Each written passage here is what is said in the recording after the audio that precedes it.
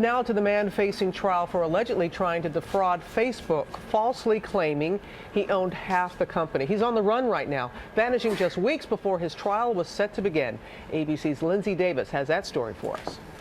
This morning, a massive manhunt for an alleged Facebook fraudster. Paul Seglia is supposed to face trial in May on charges he tried to scam Mark Zuckerberg out of millions using fake documents. But authorities now say he's gone without a trace, leaving even his lawyer baffled. Where might he be? I don't know.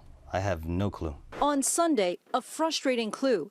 U.S. Marshals finding his electronic monitoring bracelet at his New York home, but no Seglia. Then, when the 41-year-old husband and father failed to show up for a court appearance on Tuesday, the judge revoked his bail and questioned whether Seglia had been planning an escape for months. I never had a sense that he might flee. This is out of character as I know Paul to be. Seglia's legal battle with Facebook reads like a scene out of The Social Network. Do you realize that you jeopardized the entire company? Do you realize that your actions could have permanently destroyed everything I've been working on? In 2010, he sued Zuckerberg, claiming the Facebook co-founder promised him half of the company 7 years earlier, while The Social Network was still in development. Seglia, who once employed Zuckerberg as a computer programmer, even cited a contract he said they signed to seal the deal.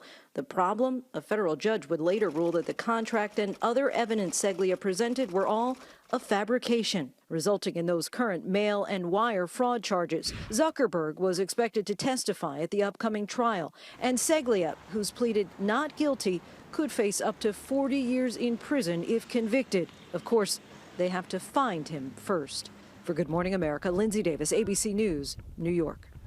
Now, back in 2011, Seglia moved to Ireland for several months, but was then ordered back to the United States to turn over evidence in his case. He later had to surrender both his U.S. and Irish passports, and he still has a wife and kids here. So a real mystery this morning where he might be. Yeah, a real mystery at that. Strange story.